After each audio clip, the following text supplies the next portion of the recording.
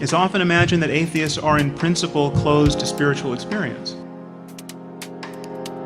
But the truth is, there's nothing that prevents an atheist from experiencing self-transcending love, or ecstasy, or rapture, or awe. In fact, there's nothing that prevents an atheist from going into a cave for a decade and practicing meditation like a proper mystic.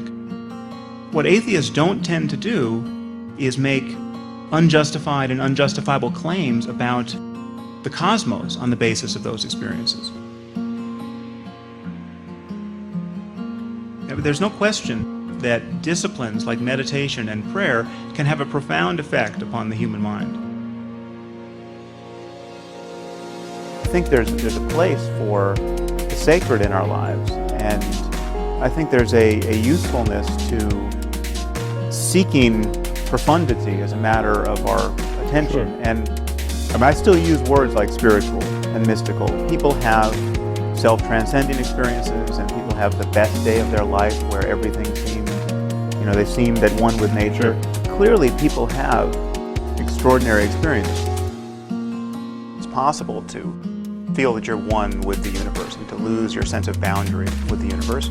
It's possible to have really wonderful oceanic experiences of consciousness, experiences that seem like just pure consciousness, where sense data fall away and it just seems like you are consciousness prior to anything else showing up in terms of the character of your experience.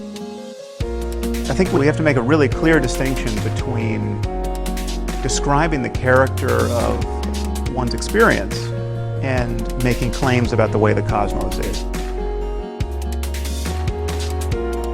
You have to be very slow to extrapolate from what you experience in the darkness of your closed eyes to what is true of the nature of the universe. Do the positive experiences of, say, Christian mystics over the ages suggest that Jesus is the sole savior of humanity? Not even remotely. Because Christians have been having these experiences, but so have Buddhists and Muslims and even atheists. So there's a deeper reality here, and it makes a mockery of religious denominations. The fact is that whenever human beings make an honest effort to get at the truth, they reliably transcend the accidents of their birth and upbringing. Just as it would be absurd to speak about Christian physics, though the Christians invented physics. And it would be absurd to speak about Muslim algebra, though the Muslims invented algebra. It will one day be absurd to speak about Christian or Muslim ethics or spirituality. If spiritual means I love my kids, I've experienced a beautiful sunset, I'm in awe at the beauty of nature. When Einstein says that it's a miracle that the laws of nature are rationally intelligible and they're mathematically beautiful, this whole picture of awe and wonder that scientists can attest to, if that's spirituality, well then I'm spiritual too, and there's really nothing left out. There is something left out.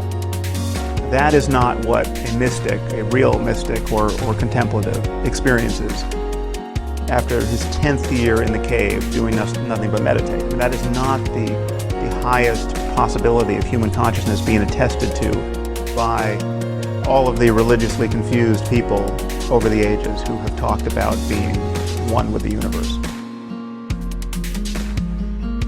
There's a spectrum of experience that we have to acknowledge